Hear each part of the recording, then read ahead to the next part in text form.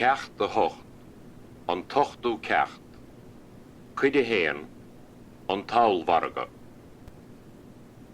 Tá benna tí ag cnitáil, tá nuachtán á léamh ag fearrtí. Fecim cursís y báper an seo, an aulwarag an nó sa chuasín.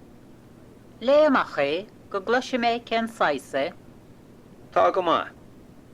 Oscliú aulwarag an nó sa chuasín an ngailtocht charcaghoine de lúin. Bhí slú mór a láthir.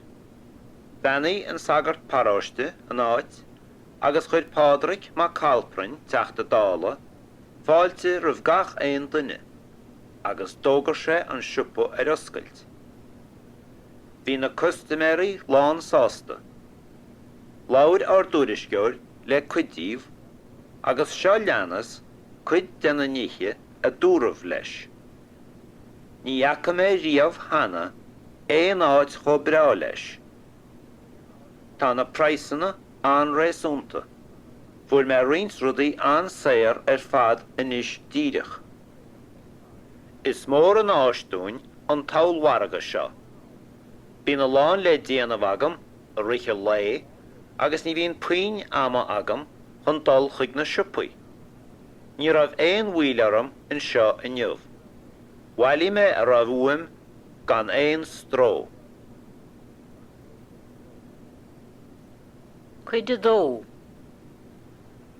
Tá fearrtí agus banatí sa bhaile.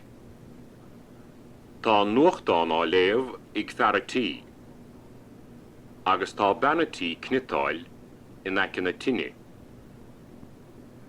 Fecin fearrtí cursís ar bápéir ar an aulvarga nó osclaomh sa chuasín de luin.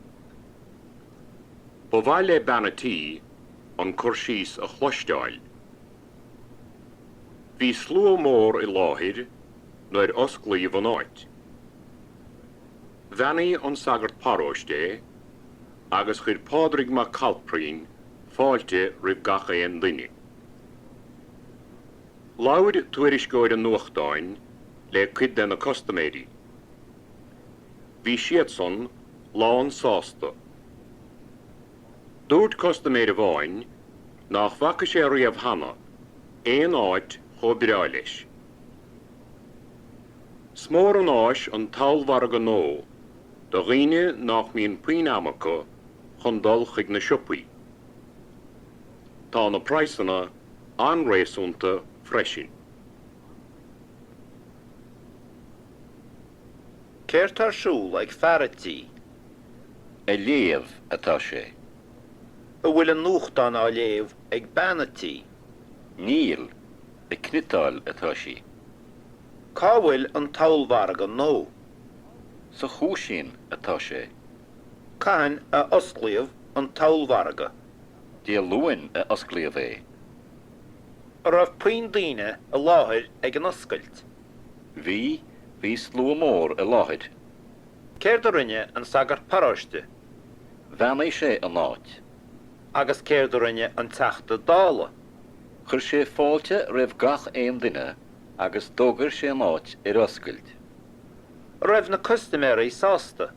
Bhí siad lán sásta. Cén cinál praisana a bhí a rudaí an. Bhí rint rudaí an séir ar fad.